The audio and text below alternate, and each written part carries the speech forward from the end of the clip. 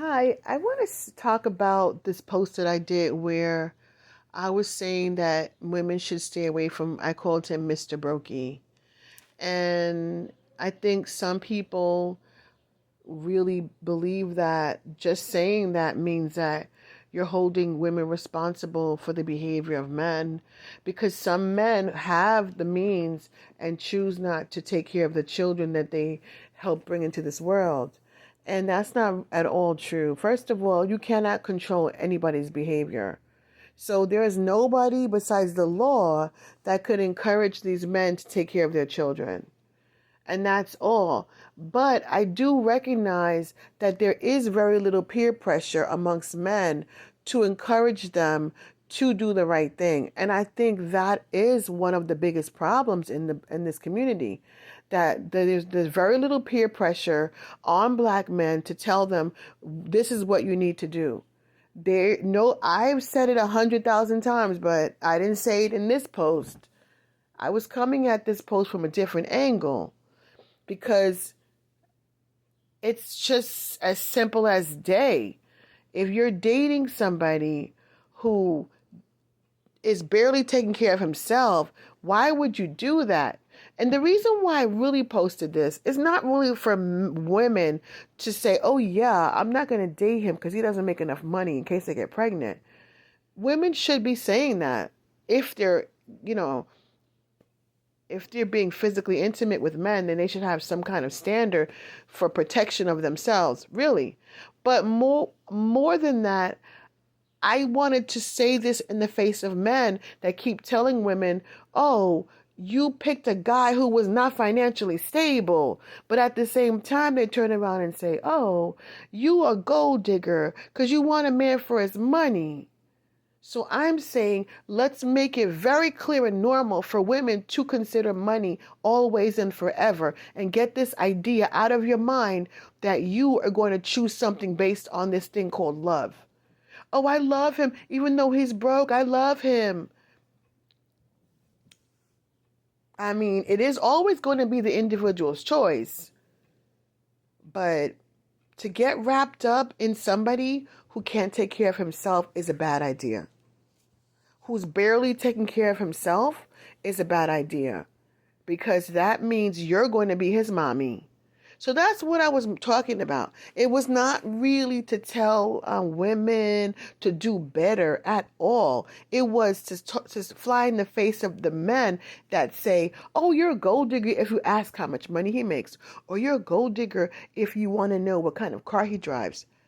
I'm like, no, you're saying on one hand, choose somebody better next time because you chose somebody who couldn't take care of his kids. You know how they say that? That's all over the internet. But then when you in real time say in reality say, okay, I'm going to pick somebody who has a good living, that is financially stable, they act like you've done something wrong. So the hypocrisy is there. So somebody has to say, look, this is what we're going to do from now on. And I just said it, not to say that everyone's going to listen to me and every woman across the country in the world is going to hear my sentiments. But the fact of the matter is, I'm throwing it out there to go into the air. It will blow where it goes. The reality is, we have to have community standards.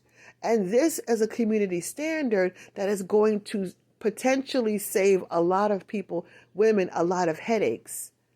Will it prevent everybody from being a deadbeat dad? No.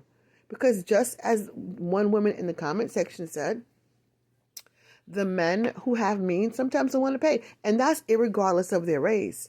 They just don't want to pay. And they will not pay for child support. And they will not give you the money for the school. They will not give you the extracurricular activity fees. And they will tell you that who told you to put him in that, that's your problem. And they have the means to pay it 5 times over. But you can't control that. But what you can do is do it the best that you can and say, you know what? I'm definitely not going out with you because anything happens, I'm on my own. That's my point. And I was obnoxious with it, very loud about it, because these males have been talking about our standards and tearing down every standard that we have. and basically leaving us with nothing.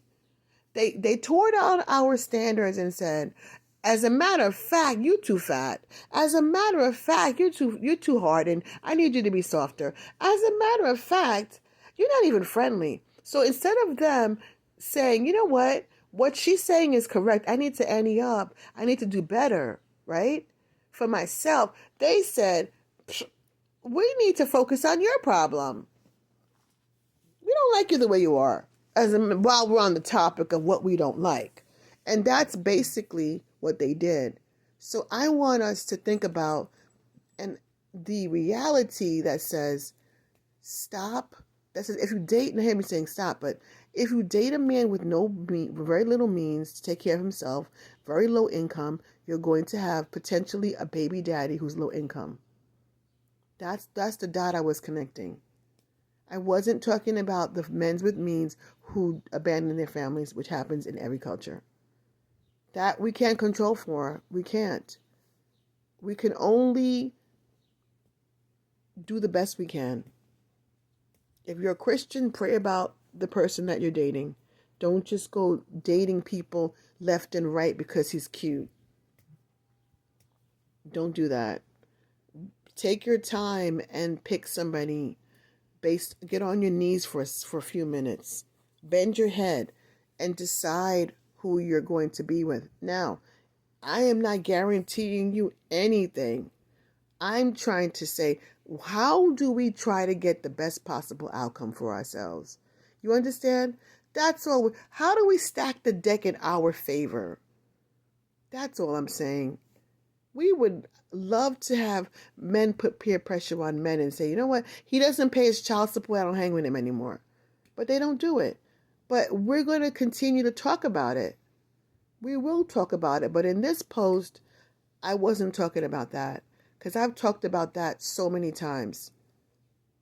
And maybe revisit it another time. But this time, I was talking to women and saying, look, leave these guys who are so cute alone. Leave them alone. They're cute and they're broke and they're problematic. And there's a reason why they're broke. Leave them alone, as cute as they are. And they like driving you around in your car. They have no car. They have no apartment. Or they have a room somewhere, you know? Anyway, that's what I wanted to say. I don't mean to single out that one person and make her feel that she's spotlighted. I didn't call her name. But where there's one person with a comment or grief, you know, or gripe, there's usually many more. So that's why I just decided that it's okay to address this, because there's probably many people that are saying, yeah, and I said the same thing when I was posting. You're not guaranteed at any moment, and the men are not guaranteed. No one's guaranteed anything, but what you can do is control what you can't control. Control the factors that you can control, and get on your knees a little bit more. Bow your head a little bit more and ask for guidance. Be quiet for a minute when you have a problem and sit quietly and listen and say, you know what? I'm not feeling comfortable about this with this guy. I'm not feeling comfortable. I don't like the way he's doing X, Y, and Z. Sometimes we have to sit quietly so we can figure things out and make better decisions. Not blaming women, but we're responsible for our life. So I don't care about what he's going to do. I have to make sure that I'm doing what's best for me. That's my point. I'm not going to trust my future to this man or to the male peer group and trust that they're going to do something right. No, I am going to try to stack everything in my favor, do everything that's possible to make sure that I am able to have the life I want and be happy. And that means choosing and sometimes staying alone because I can't find anyone to choose. How about that? That's reality.